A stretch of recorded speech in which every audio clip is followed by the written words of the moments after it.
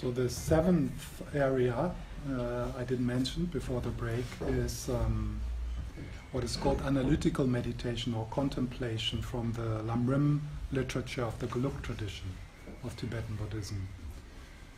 So in analytical meditation or contemplation, you use reasonings to give birth or to bring you to insights, to aha moments, and to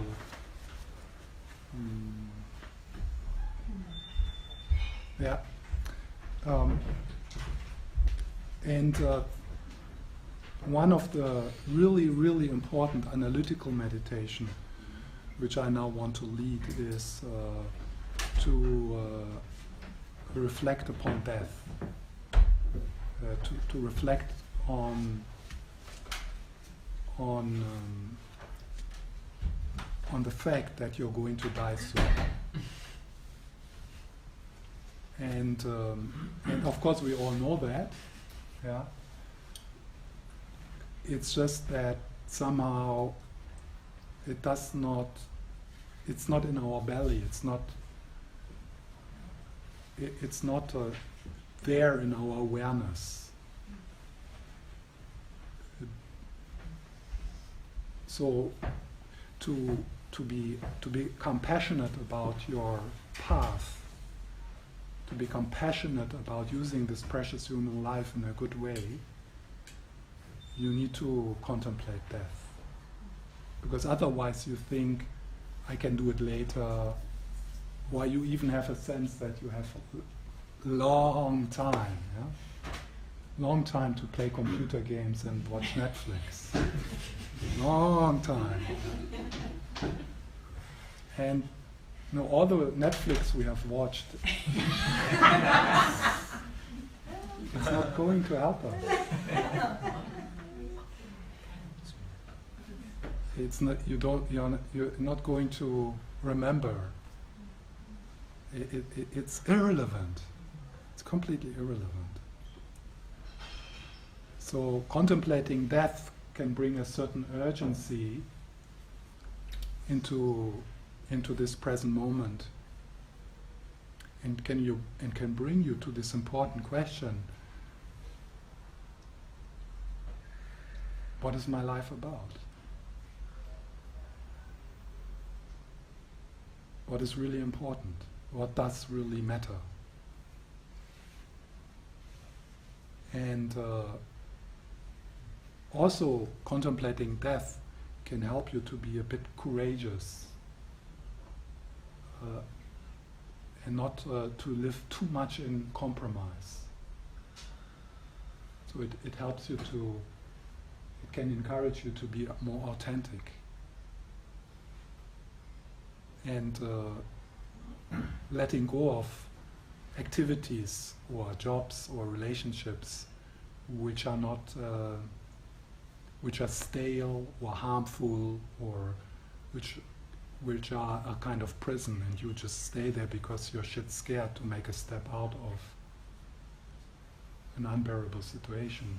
But it's so scary to go into the unknown. But then if you remember death, that can give you like this, okay, yeah, I have to move. So in analytical meditation, you use reasonings and guidance and images, but it's not like intellectualizing. It's more, so you use the conceptual mind, but what is important is to also stay connected with the body and feel how it makes you feel. So contemplating death, so not only, I have to die, blah, blah, blah, but so how does it make me feel? And can I use the contemplation on death to get like a wow, this is precious, this is amazing, this life. I can use this life for something really valuable. I I can use this life for love.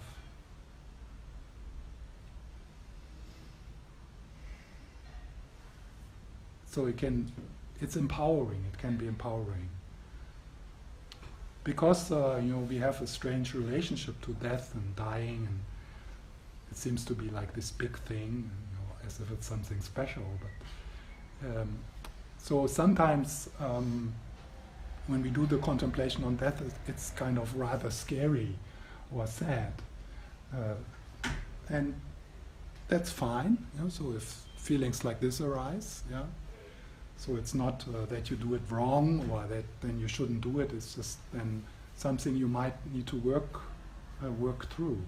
Something you need to maybe there's there's unexpressed grief within you, or so then you might need to kind of give space to that for a while before you can actually feel the empowering aspect of the insight into your mortality.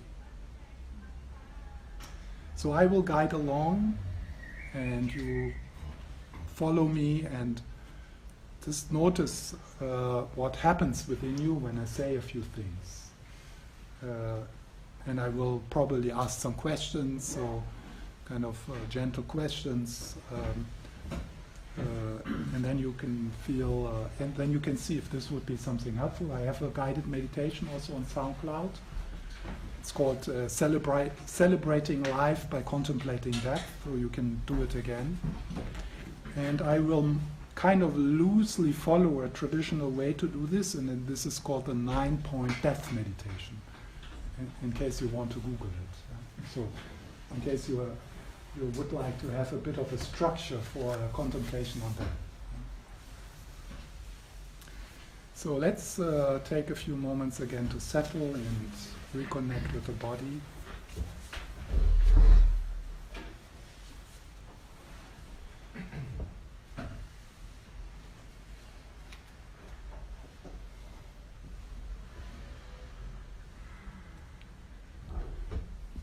Noticing how it is for you to be here, and welcoming as best as you can your experience, allowing.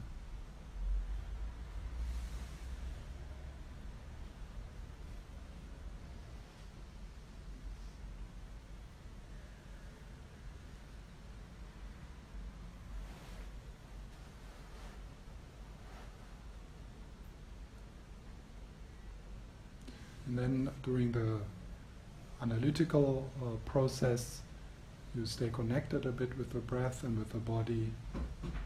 And if you notice that you get carried away, then you return to the contemplation and to the breath and to the body.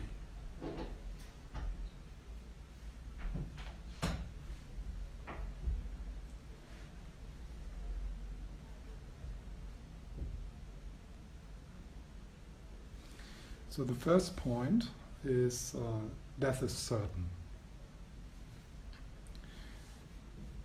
So we all are going to die. You are going to die, like everyone before you. This is the one thing we can say about our future, that we are going to die, and nothing can protect us. Money can't protect us, success can't protect us, strength can't protect us. So nothing can protect you. You can't escape in a castle or in a room. Death is certain. And in about 50 years, all of us will be dead. Maybe 60 years.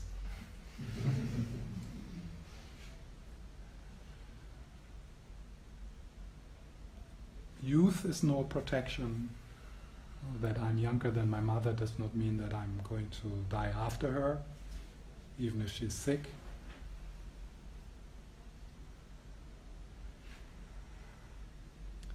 Being involved in projects is no protection. There's a lot of unfinished books and songs and projects.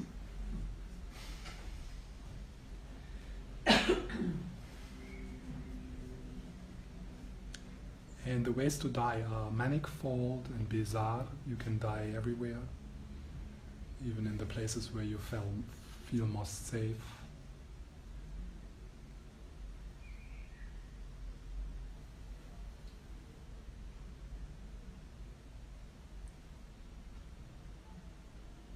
Death is certain, and one of us will be the next.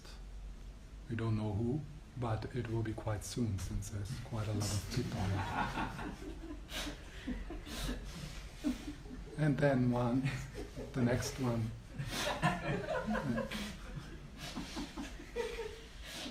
And the next one. And nothing can stop that. So right now you are moving towards your death with each breath, with each meal today, with each hour, you're moving towards your death.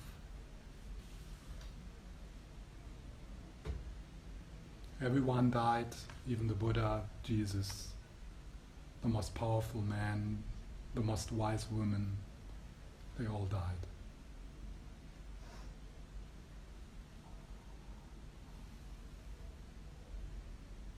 Death is certain. It can come everywhere at any time. And on your last day, you will still think it's going to be later, not today.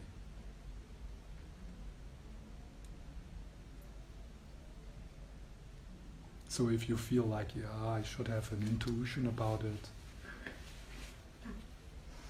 if you have the intuition that there will be a tomorrow, that's not reliable.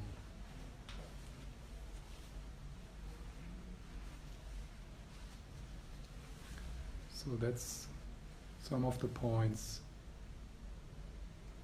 and then you stay connected with your breath and your body. And maybe put it into your own words, or something which was meaningful for you, you repeat it a bit. I have to die. Death is certain. My death is certain.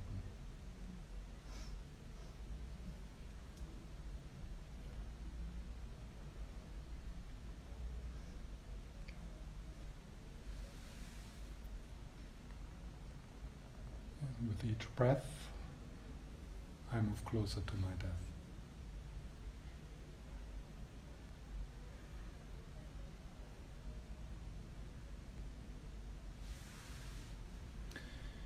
So the second point is the time of death is uncertain. So we know that we are going to die, but we don't know when.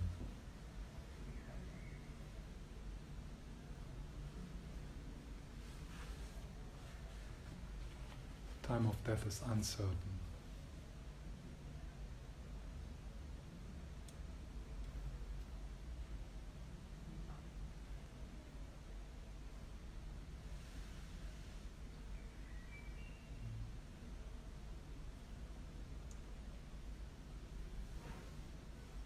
Soon, everything which is very important for you and where you make a lot of fuss about is completely irrelevant.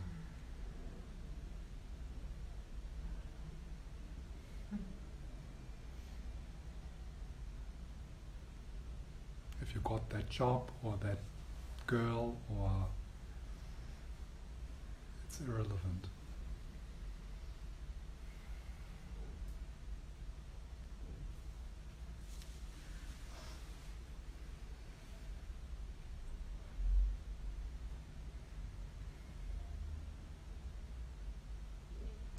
The time of death is uncertain, so this moment where you have to leave everything behind, you don't know when that is.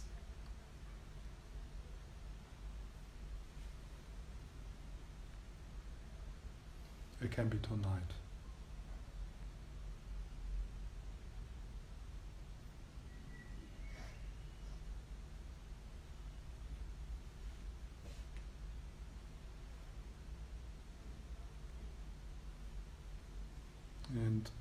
No matter how long time we have, it is short, it is really short. The human life is very short.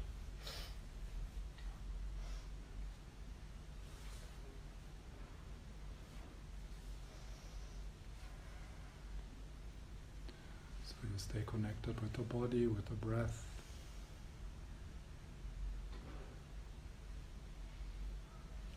And return to some of the points or to a word, but letting it sink into your belly, into your heart.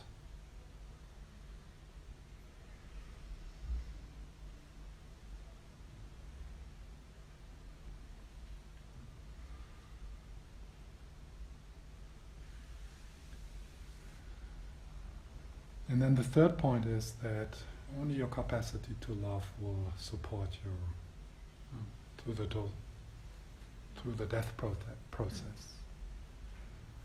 All you have is love. Your possessions will not help you. Your CV will not help you. Your knowledge will not help you.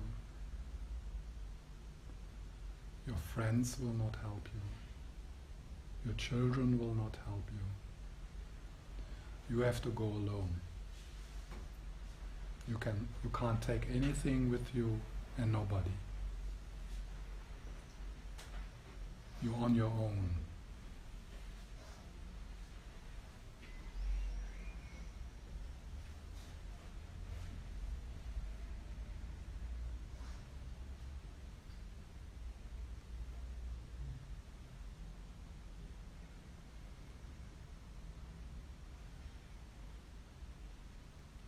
So what you can rely upon is the familiarity with love.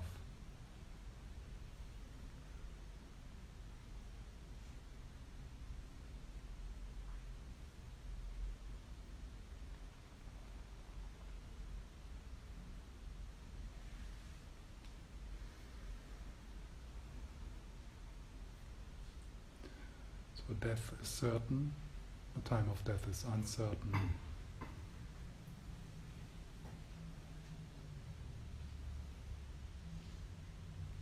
At the time of death, you have to rely on love.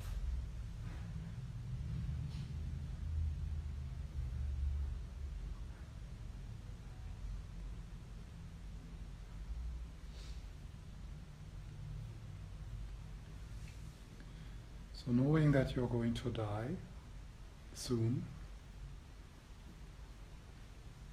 what is important in your life?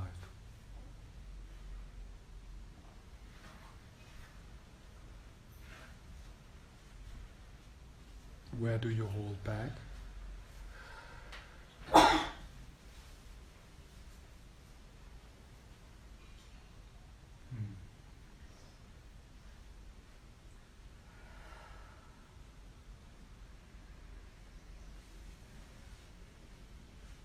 Where do you waste time?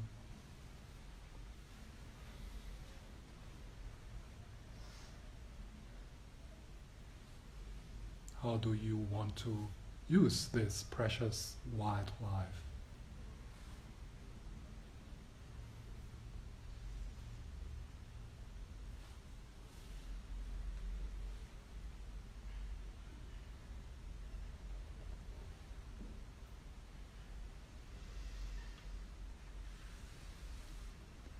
What do you need to forgive?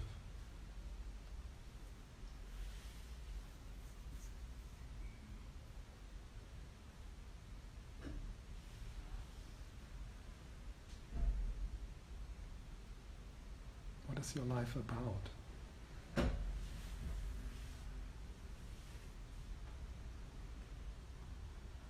Knowing that you're going to die. What does really matter? What is really important?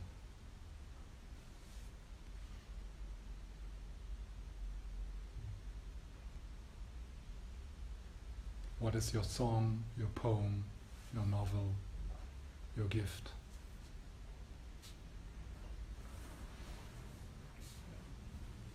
And what holds you back to ship it out?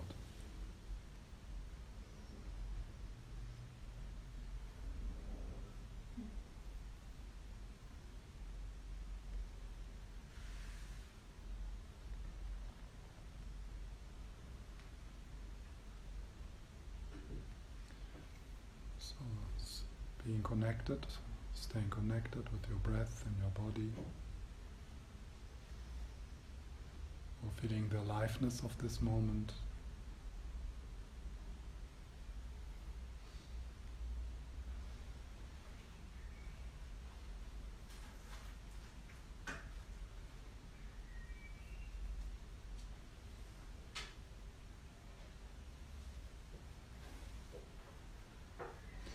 Just opening to the mystery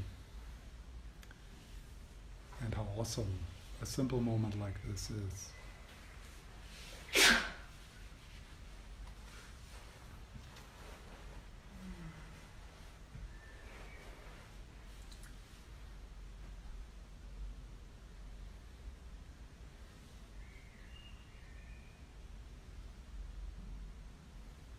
What is your refuge?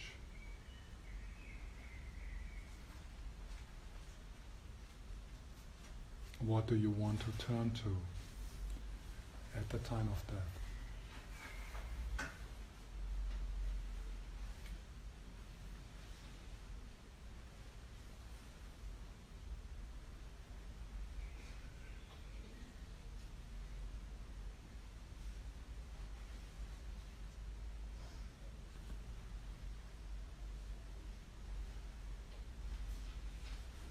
So then letting go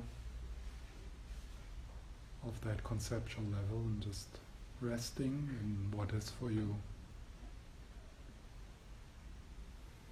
Just a few moments of being present.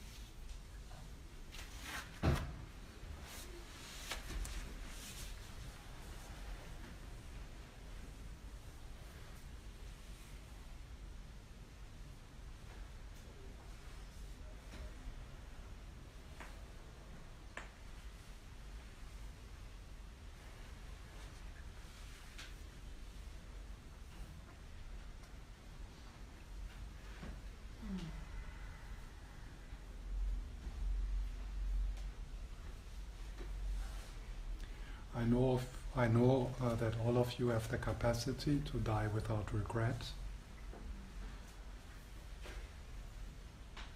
And I really wish that you find that place. But it's not going to happen by itself.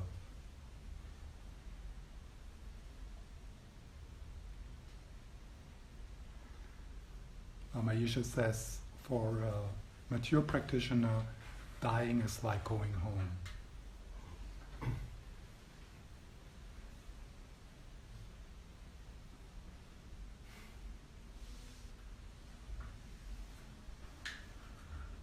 I've seen many people dying. I worked as a paramedical on an ambulance car, and there's a lot of terror in many people.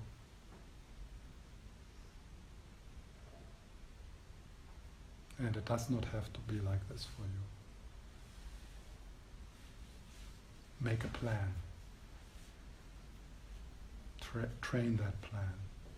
Not something fancy, complicated, something genuine, something you want to turn to.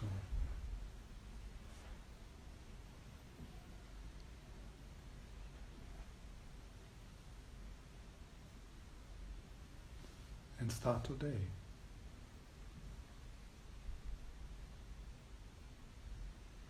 And every day you contemplate that. Every day you remember that.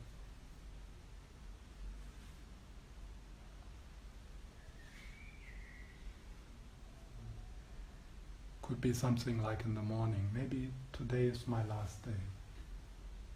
So, what does it do with this day?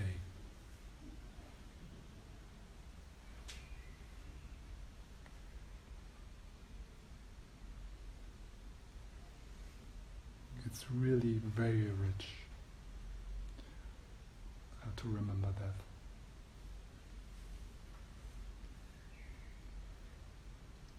Also, do you want to take the conflict so serious with your mother? She's going to die. You are going to die. Come on. Isn't there a bit more room for connection, forgiveness?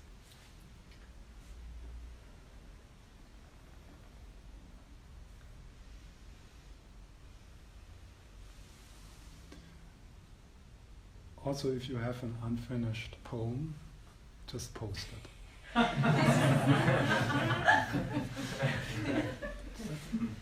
Bring it out.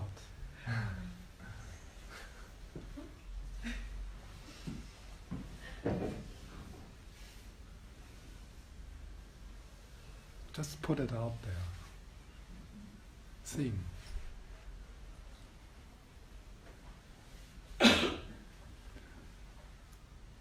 Because what you're going to regret is when you don't try. When you try and you fail, that's fine. But, you can manage that quite good. But if you hold something back because you feel I'm not good enough, or this is not good enough, or you're too shy to show yourself, then you're going to have regret.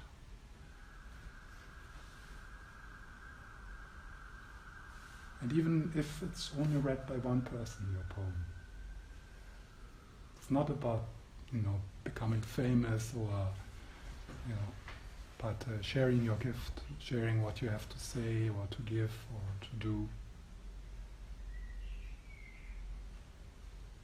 And then if you remember death, it can kind of push a bit. Okay, I will be criticized. People will find it stupid. Who gives a shit? You're going to die.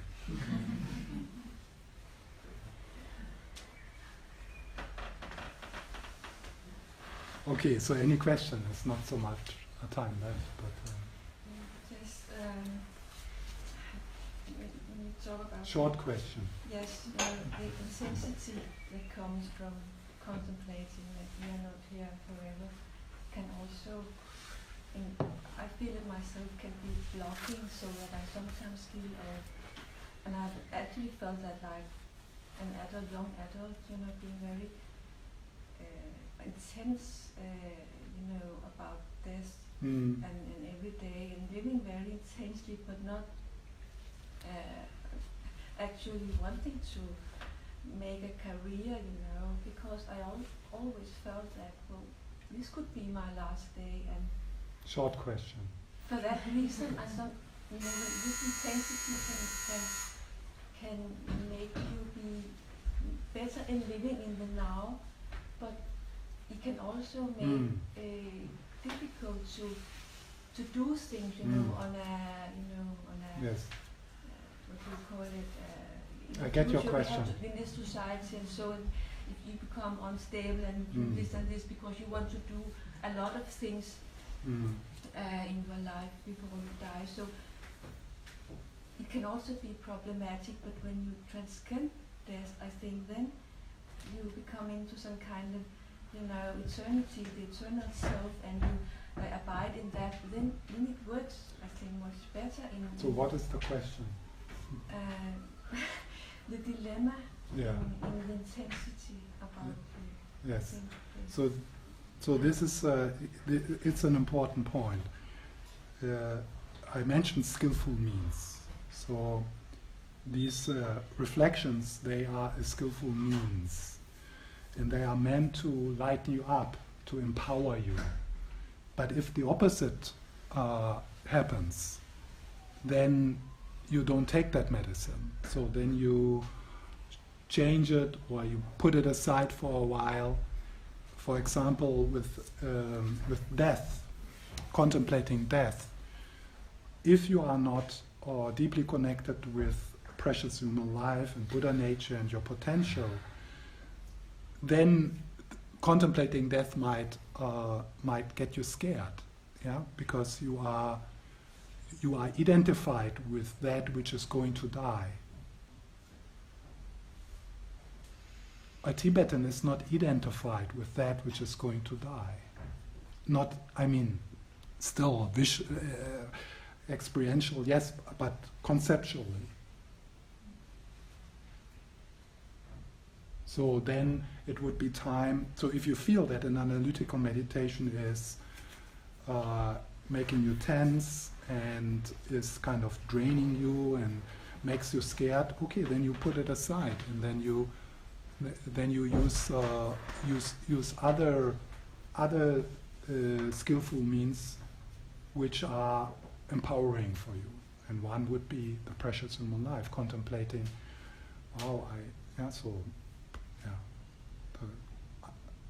thinking, reflecting on precious human life. I could have also, now when I'm talking about death, I could also have started with, you know what? You never were born, you will never die. So I could point to that, to the deathless. Yeah? And that is also possible. But I also need to kind of push you a bit. Yeah, or not because I like to push you, but because I know that you can die without regret. So then I need to scare you a bit, almost. Kind of exaggerating that you're going to die. And then after saying, you relax, I mean, what is going to die? Yes, what you think you are is going to die. For sure. But it could be also true to say, you were never born, you are not going to die, never. There's only change, there's only movement, there's no death. Nothing ever stops like, and then it's finished. So that would be a good example of kind of holding two views at the same time and benefiting from both. And knowing what you're doing. Because if then the conclusion is, okay, I was never born and I'm not going to die, I can just, watch Netflix, because it doesn't matter. Yeah. So then the Buddha would come and say, no, you have to die. It's a waste of time to watch Netflix. Yes? Thanks for the session. I wanted to ask you, because in the beginning you said if we have to observe if we get like violent dreams. So it was very funny for me, because I had a period where I had a lot of violent dreams, like 3 days in a row, blood everywhere.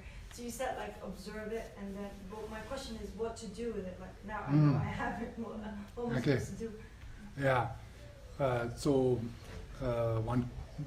One kind of would need to study and learn a bit about dream work and how to do dream work, but I can give you an example. Like, let's say you dream of like a wolf chasing you in a dream. Just an example.